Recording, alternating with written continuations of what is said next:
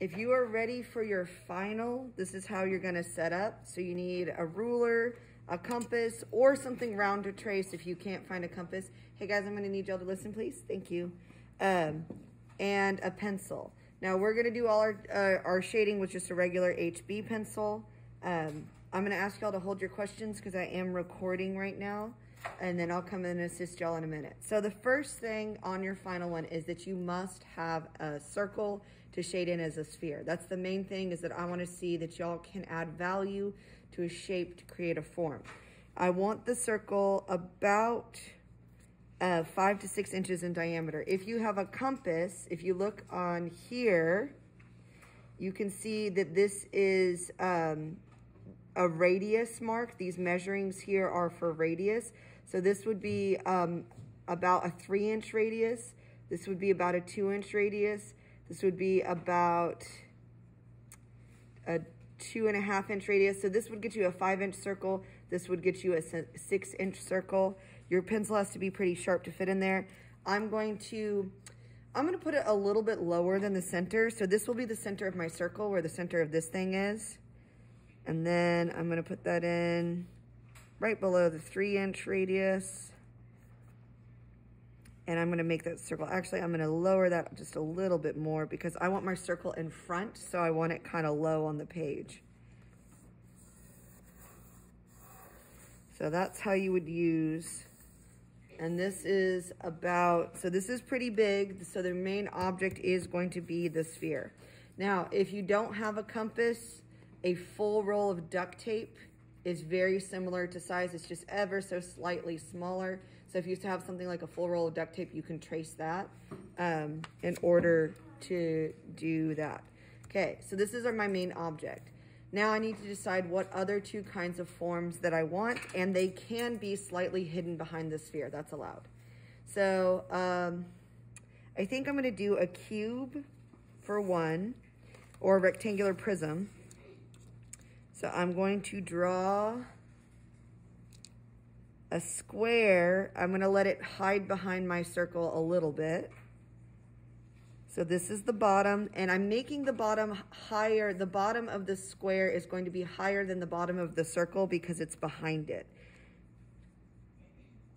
I'm gonna draw it lightly here, and then I'm gonna press harder once I get out from behind the circle. I'm gonna draw, to make sure that my object is vertical, I'm going to line up the edge of my ruler with the edge of the paper to make sure that my ruler is straight. Then I'm gonna draw a straight line up.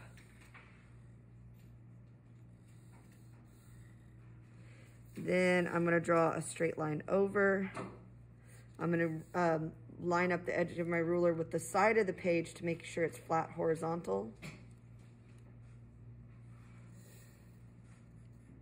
It's peeking out from behind the circle, so I'm gonna kind of stop when I get to the circle. Now I think I'm gonna have my cube go this way. So I'm gonna have an imaginary dot, and I'm gonna make all the corners go generally towards this direction. So I'm on an imaginary dot over here off the edge of the page.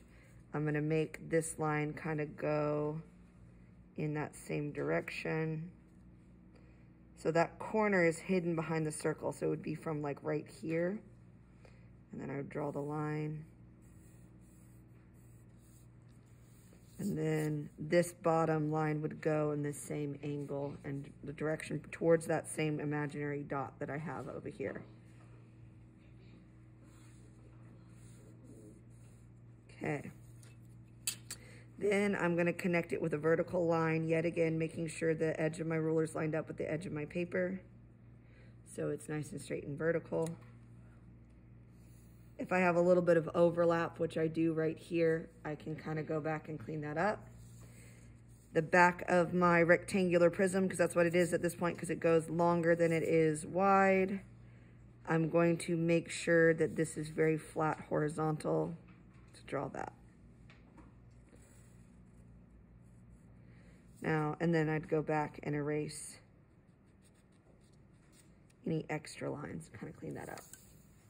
Okay, so now I'm gonna draw one more form, kind of peeking out from this side over here. And I think I'm gonna do a, I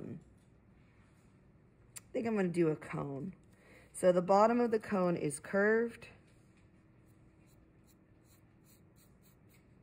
Yet again, the bottom of my cone has to be higher than the bottom of my sphere if it's hiding behind it. So I'm gonna draw that cone. I'm gonna pretend it goes halfway behind my sphere. I'm gonna freehand the curved line at the bottom, kind of sketch it in and then darken it. Then I'm going to do the triangular line at the top. And then this goes to like a pretend, like an area behind the sphere, but I'm going to stop it when I get to the sphere because I don't want to draw a line through my sphere. So there I have my cone kind of peeking out from behind there. I also want to add a horizon line, like where the earth meets the ground in the background or where the edge of the table is. So I'm going to lay my ruler flat horizontal, draw a line, stop. If there was a gap in between there, I would have to continue with this line here. If there was a gap, I'd have to do it there, but it just peeks out here. So there is my horizon line. So that's how you would set up the page. I'm going to demonstrate how to shade in a little bit. I'm not sure if I have time to finish a shading video, so I'm going to stop this video real quick.